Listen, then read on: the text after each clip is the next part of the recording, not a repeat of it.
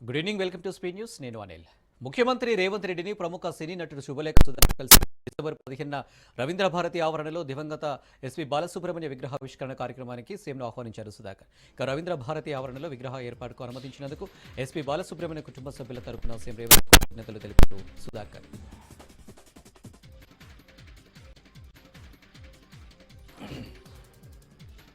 కోవిడ్ను ఆరోగ్యశ్రీలో చేర్చాలంటూ 2021లో ఇందిరా పార్క్ వద్ద సీతక్క దీక్ష చేపట్టారు. దీంతో సీతక్కపై అప్పటి బీఆర్ఎస్ ప్రభుత్వం కేసు నమోదు చేసింది. తాజాగా ఈ కేసుకు సంబంధించి ప్రజాప్రతినిధుల కోర్టులో విచారణ జరగగా మంత్రి సీతక్క విచారణకు హాజరయ్యారు. కేసు విచారించిన న్యాయస్థానం తదుపరి విచారణ డిసెంబర్ 18కి వాయిదా వేసింది. కోర్టుపై నమ్మకం ఉందని విచారణకు సహకరిస్తామని మంత్రి సీతక్క తెలిపారు. ఇక ప్రజల పక్షాన ఉన్న తమకు ఖచ్చితంగా న్యాయం జరుగుతుందన్నారు.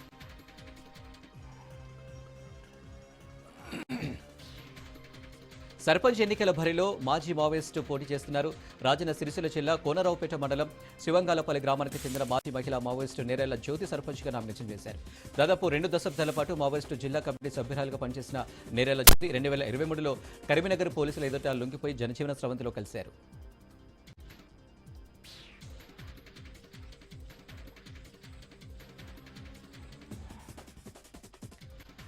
వరంగల్ రైల్వే స్టేషన్ అభివృద్ధి పనులను కేంద్ర మంత్రి కిషన్ రెడ్డి పరిశీలించారు. హైదరాబాద్ నుంచి వందే భారత్ రైలు వరంగల్ చేరుకున్న కిషన్ రెడ్డి రైల్వే అభివృద్ధి పనులు త్వరగా పూర్తయ్యేలా చర్యలు తీసుకోవాలని అధికారులకు దిశానిర్దేశం చేశారు. మరిన్ని రైల్వే ప్రాజెక్టులు త్వరలో ప్రారంభమవుతాయని కిషన్ రెడ్డి తెలిపారు. చెర్లపల్లి వద్ద ఎయిర్పోర్ట్ను తలదన్నెల రైల్వే టెర్మినల్ను నిర్మించామన్నారు.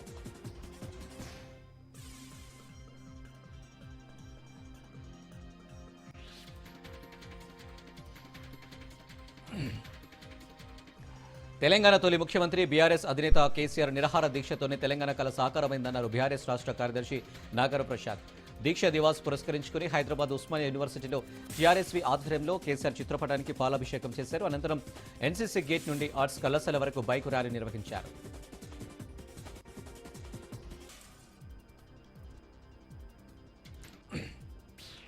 డిసెంబర్ 1 నుంచి ప్రారంభం కానున్న పార్లమెంటు శీతాకాల సమావేశాల నేపథ్యంలో జనసేన అధినేత ఉప ముఖ్యమంత్రి పవన్ కళ్యాణ్ పార్టీ ఎంపీలకు కీలక దిశానిర్దేశం చేశారు.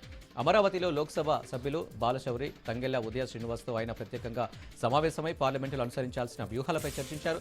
రాష్ట్ర ప్రయోజనాలకు సంబంధించిన అంశాలపై పార్లమెంటులో గట్టిగా గలం విప్పాలని సూచించారు. దేశ ప్రయోజనాలకు సంబంధించిన చర్చల్లో చురుగ్గా పాల్గొనేందుకు ముందస్తుగా సిద్ధం కావాలని ఎంపీలకు తెలిపారు. రాష్ట్రానికి సంబంధించిన అభివృద్ధి ప్రాజెక్టులను వేగవంతం చేసేందుకు సంబంధిత కేంద్ర మంత్రులతో సమావేశమై వివరణాత్మక నివేదికలు అందించాలని స్పష్టం చేశారు.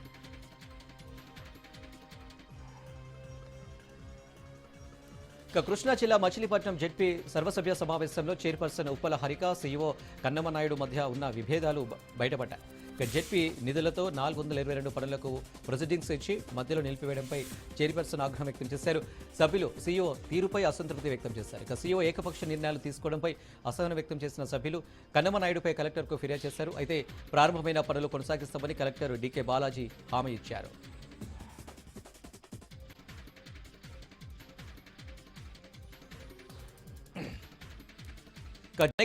అరిగప్పుల మండలం మాన్సింగ్ తండాలో కత్తుల కొమరయ్యను సర్పంచ్గా ఏకగ్రీవంగా ఎన్నుకున్నారు గ్రామస్తులు. సర్పంచ్ 6 వార్డుల సభ్యులను కూడా గ్రామస్తులు ఏకగ్రీవంగా ఎన్నుకున్నారు. గ్రామస్తులంతా కలిసి ఏకగ్రీవంగా తనను ఎన్నుకోవడంపై కొమరయ్య హర్షం వ్యక్తం చేశారు. గ్రామస్తులంతా కలిసి తనపై నమ్మకంతో గ్రామ సర్పంచ్గా ఎన్నుకున్నారని, గ్రామాభివృద్ధికి కృషి చేస్తారని కొమరయ్య తెలిపారు. తూర్పుగోదావరి జిల్లా నిడదవోలు మున్సిపాలిటీ ఏర్పాటుపై 60 సంవత్సరాలు పూర్తయిన సందర్భంగా పురపాలక సంఘం ఆధ్వర్యంలో నిర్వహించిన వజ్రోత్సవ వేడుకలకు ఎంపీ పురంధేశ్వరి హాజరయ్యారు. ఈ వేడుకలకు విచ్చేసిన ఆమెకు మంత్రి కందుల దుర్గేష్ స్వాగతం పలికారు. అనంతరం నిడదవోలు మున్సిపాలిటీకి స్పెషల్ గ్రేడ్ హోదా కల్పిస్తూ ప్రభుత్వం జారీ చేసిన జీవోను వేదికపై ఆవిష్కరించారు. ఇక నిడదవోలు వజ్రోత్సవ వేడుకలు అద్భుతంగా జరిగాయని ప్రశంసించారు పురంధేశ్వరి. ఆంధ్రప్రదేశ్ అభివృద్ధి పథంలో ముందుకు సాగుతున్నదని, కూటమి ప్రభుత్వం సూపర్ 6 హామీలను సక్రమంగా నెరవేరుస్తుందన్నారు.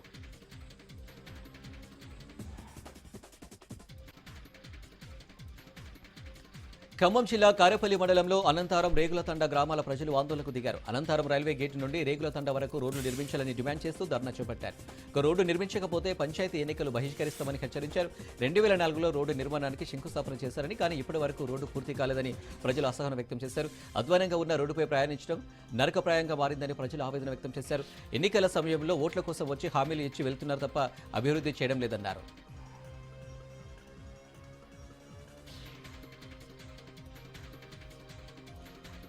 గ్రామ పంచాయతీ ఎన్నికలను గ్రామస్తులు బహిష్కరించిన సంఘటన కామారెడ్డి జిల్లా సదాశివనగర్ మండలం ముల్లపల్లి గ్రామంలో చోటు చేసుకుంది. గ్రామంలో నెలకొన్న సమస్యలతో పాటు గ్రామ సమీపంలోని 44 జాతి రహదారిపై బ్రిడ్జి నిర్మాణాన్ని ఇప్పటివరకు చేపట్టకపోవడంతో విసుగు చెందిన గ్రామస్తులు ఎన్నికలను బహిష్కరించారు. సర్పంచ్ ఎన్నికలకు నామినేషన్ వేయకుండా గ్రామ పంచాయతీ కార్యాలయం ఎదుట నిరసన వ్యక్తం చేశారు గ్రామస్తులు. గతంలో ఉన్న సర్పంచ్ ఉన్నప్పటికీ ఒక్క సమస్య పరిష్కరించలేదన్నారు. సమస్యలను పరిష్కరించినప్పుడు ఇంకా ఎన్నికలు ఎందుకని గ్రామస్తులు ప్రశ్నించారు.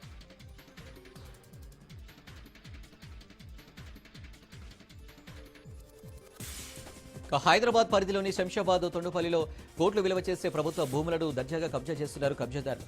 అక్రమ నిర్మాణాలు చేపడుతున్న మున్సిపాలిటీ అధికారులు, రెవెన్యూ అధికారులు ప్రభుత్వ భూమిలో నిర్మాణాలను అడ్డుకోలేకపోతున్నారని స్థానికులు అసహనం వ్యక్తం చేస్తున్నారు. గ్రామంలోని 10వ వార్డులోని ప్రభుత్వ భూమిలో అక్రమ నిర్మాణాలు చేపట్టడంతో స్థానికులు అడ్డుకున్నారు. అక్రమ నిర్మాణాలు వెంటనే నిలిపివేయాలని, అక్రమ నిర్మాణాలు చేపట్టిన వారిపై చర్యలు తీసుకోవాలని డిమాండ్ చేస్తున్నారు.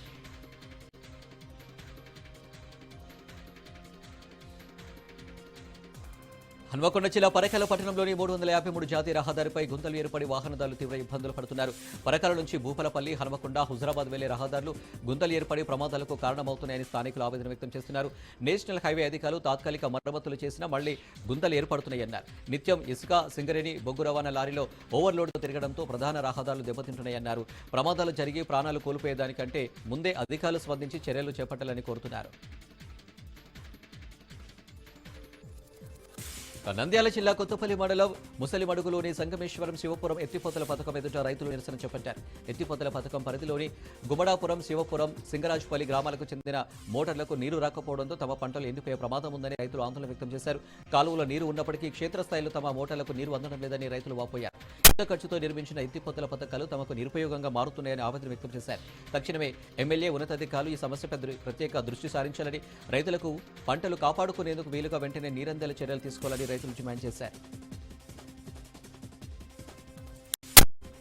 ప్రభుత్వ మెడికల్ కాలేజీలు ప్రైవేటీకరణకు వ్యతిరేకంగా విశాఖపట్నంలో కోటి సంతకాల సేకరణ కార్యక్రమం నిర్వహించింది వైసీపీ. ఈ కార్యక్రమంలో విశాఖపట్నం జిల్లా అధ్యక్షులు, విశాఖ ఉత్తర నియోజకవర్గ సమన్వయకర్త కేకే రాజు పాల్గొని విద్యార్థులు, ప్రజల వద్ద నుండి సంతకాలు స్వీకరించారు.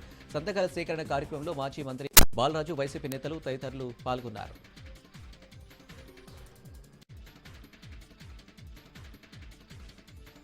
హైదరాబాద్ తాజ్ కృష్ణ హోటల్లో సివి ఆనంద్ కుమారుడు నిఖిల్ వాసంతి రిసెప్షన్ వేడుక ఘనంగా జరిగింది.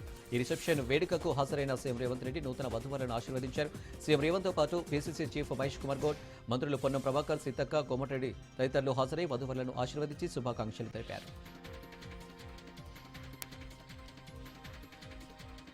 డ్రగ్స్, గంజాయి రహిత తిరుపతి జిల్లా లక్ష్యంగా చర్యలు చేపట్టనున్నారు ఎస్పీ సుబ్బరాయుడు.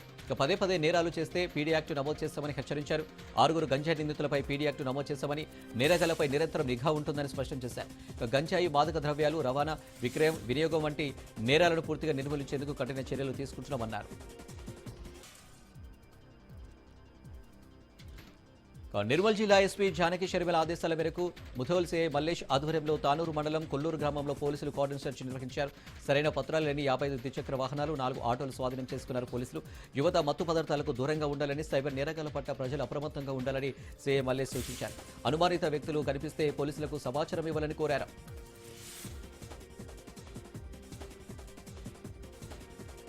వాయుసేనలో ఉద్యోగాలు ఇప్పిస్తానని చెప్పి నిరుద్యోగులను మోసం చేస్తున్న నకిలీ ఎయిర్ ఫోర్స్ ఉద్యోగిని సైదాబాద్ పోలీసులు అదుపులోకి తీసుకున్నారు. భారత వాయుసేన యూనిఫామ్ ధరించి తనను నిజమైన ఎయిర్ ఫోర్స్ ఉద్యోగిగా పరిచయం చేస్తూ యువతను నమ్మించడమే కాక పలు మహిళలను ప్రేమ పేరుతో మోసగిస్తున్నట్టు దర్యాప్తులో బయటపడింది. సైదాబాద్ పోలీసులు ప్రత్యేక బృందాన్ని ఏర్పాటు చేసి నిందితుడిని పట్టుకున్నారు. అతన్ని అదుపులోకి తీసుకున్న పోలీసులు నకిలీ యూనిఫామ్, నకిలీ ఐడీలతో పాటు మరికొన్ని ఆధారాలు స్వాధీనం చేసుకున్నారు. నిందితుడిపై కేసు నమోదు చేసి జ్యుడిషియల్ రిమాండ్కు తరలించారు.